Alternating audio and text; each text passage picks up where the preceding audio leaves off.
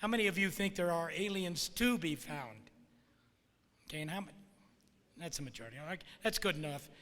There's almost no point in giving the talk, actually, because you already believe that they're out there. So the only question is, how can we find them?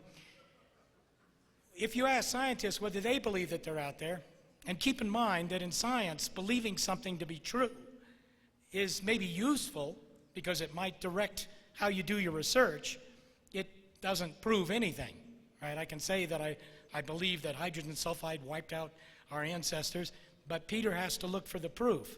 The same is true with aliens. You can say you believe them or you don't believe them, but it really doesn't matter. However, there is a lot of space, there's a lot of territory in the cosmos. The number of stars we can see with our telescopes is this number. It's 10,000 billion. That's a lot of stars. And those are only the ones we can see, because the universe isn't old enough for us to see the rest.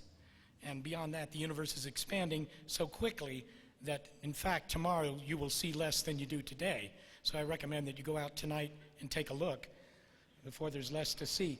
Now, in terms of how many of these have planets, we don't know for sure, but the statistics that have been gathered by planet hunters, and you've heard talks about looking for extrasolar planets, and I believe there's one later today that you'll hear about. A very interesting aspect of astronomy, perhaps the most interesting aspect of astronomy today, looking for planets around other stars. If you talk to the people who look for planets and say, well, look, you found hundreds of them, even thousands of them, but that's not interesting. What's interesting is what fraction of stars have planets. And the answer that I get from people who do this for a living is, well, maybe 1/2 or maybe 3/4. Now, for an astronomer, those numbers are the same as 1, right? 1/2, 1, it doesn't matter. If you're a tax accountant, probably those factors of 2 matter, but not in astronomy. So what that means is that the number of planets is probably 10 times this. Now, that's a very big number. That's about equal to all the grains of sand on all the beaches of the earth. Okay?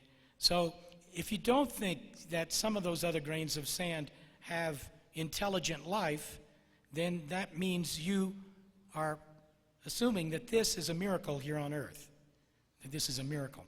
The miracle would not be to find E.T. The miracle would be if E.T. doesn't exist. Okay? And I have to tell you that astronomers have learned over the course of 500 years that every time they believed in a miracle, they were wrong. So probably not a good idea. I'm not going to say too much about this. The previous speakers have. This is a photo of 3.5 billion-year-old rock.